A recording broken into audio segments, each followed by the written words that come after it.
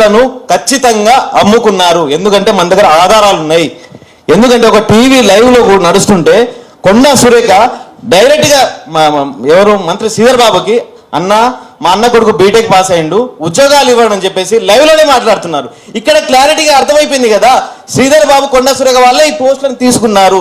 ఎందుకు మరి 18 మంది ఎక్కడి నుంచి వచ్చారంటే ఇప్పుడు దాకా టీజీపీఎస్సీ కానీ కాంగ్రెస్ గవర్నమెంట్ కానీ స్పష్టమైన ఎక్కడ కూడా చెప్పట్లేదు. ఆ 18 మంది దొంగలు ఎవరు? మరి రేవంత్ రెడ్డి వాళ్ళ సోదరులా, లేకపోతే శ్రీధర్ బాబు వాళ్ళ సోదరులా, లేకపోతే కొండా సురేఖ రిలేటివ్సా?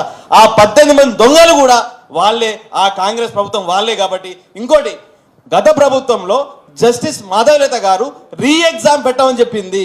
కానీ వీళ్ళు ఏం చేశారంటే 503 పోస్టులకు 60 పోస్టులు యాడ్ చేసి ఆ కాంగ్రెస్ పార్టీ దొంగలను లోపల తూర్చాలనే విషయంతో ఈ కొత్త 60 పోస్టులను ఇలా తీసుకొచ్చారు.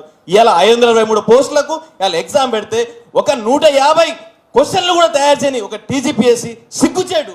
దాంట్లో 14 క్వశ్చన్లు తప్పులు. ఇంకేమైనా గట్టిగా మాట్లాడితే ఆ తెలుగు మీడియం స్టూడెంట్ తెలుగు ఉండదు, వానికి అసలు అర్థమే ఉండదు అని చెప్పేసి చాలా హీనంగా, చాలా తక్కువగా చేసి మాట్లాడడం చాలా బాధాకరమైన విషయం.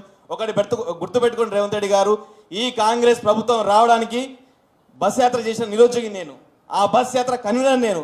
ఇవాళ నేను బయటికి వచ్చి మాట్లాడుతున్నా అంటే మీకు సిగ్గుచేటు. ఎందుకంటే ఇలా చాలా మంది ఎవరైతే ఉన్న నిరుద్యోగులు ఇలా కాంగ్రెస్ పార్టీ గెలవడానికి కారణం ఈ నిరుద్యోగులు మాత్రమే. ఒకానొక టైంలో నేను గాంధీ భవన్కి వెళ్ళినప్పుడు వాళ్ళకు వచ్చే సీట్లు ఎంత రాసుకున్నారంటే 45 వాళ్ళకు వచ్చే సీట్లు. వాళ్ళ నమ్మకం లేదు వాళ్ళ గవర్నమెంట్ వస్తుందని. కానీ నేను గాంధీ భవన్కి వెళ్ళి ఈ సీట్లను మార్చాలని చెప్పి 110 రాసి అప్పటి నుంచి మా నిరుద్యోగ సోదరులు అందరు కలిస్తే ఇలా కాంగ్రెస్ గవర్నమెంట్ వచ్చింది. ఇలా మేము పడ్డ కష్టానికి మీరు ఇలా ఉయ్యాలు ఊగుతుర్రు. ఒక్కడు గుర్తుపెట్టుకోరి, రేపు జరగబోయే స్థానిక ఎలక్షన్లో మిమ్మల్ని మట్టి కల్పిస్తాం.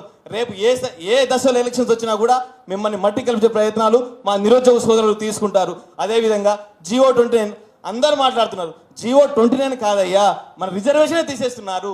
ST SC BC పిల్లలను పైకి రానియకుండా తీసేస్తున్నారు.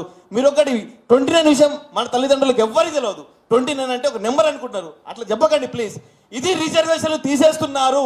ఈ తెలంగాణ రాష్ట్రంలో రేవంత్ రెడ్డి గారు మా రిజర్వేషన్లు తీసేస్తున్నారని బలమైన వాదనను రేపు స్థానిక సంస్థలకు తీసుకెళ్ళండి. అప్పటి కానీ మనకు న్యాయం దొరుకుతుంది.